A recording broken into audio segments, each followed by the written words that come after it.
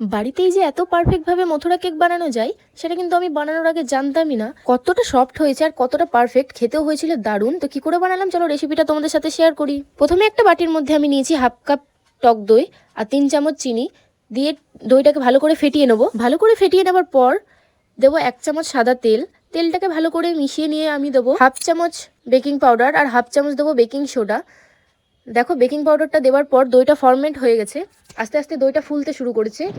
একটু মিশিয়ে নেবার পরে আমি দেবো 1 কাপ ময়দা। এই ক্ষেত্রে মাপটা বলে রাখি, হাফ কাপ টক দই নিলে 1 কাপ আমাদের ময়দা লাগবে।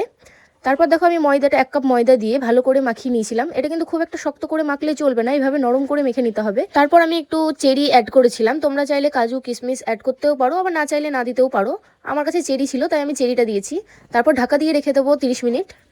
30 মিনিট পর ছোট্ট ছোট্ট করে লেচি করে মথুরা কেকের মতো শেপ দিয়ে দিতে হবে। দেখো আমি খুব সুন্দরভাবে শেপ দিয়ে দিচ্ছি, আর তেলটা কিন্তু উষ্ণ গরম করে এক এক করে সব মথুরা কেকগুলো ছেড়ে দেবো। আস্তে আস্তে এটা ভাজা হবে, এক সাইডটা লাল হয়ে আসলে উল্টে দিতে হবে। উল্টে পাল্টে ভেজে নিলে কিন্তু এই কেকটা একদম তৈরি। কেকটা ঠান্ডা হয়ে গেলে উপর থেকে চিনি গুঁড়ো আর আমুল দুধের গুঁড়ো মাখিয়ে নেবে, পুরো মেলার মতো টেস্ট হয়।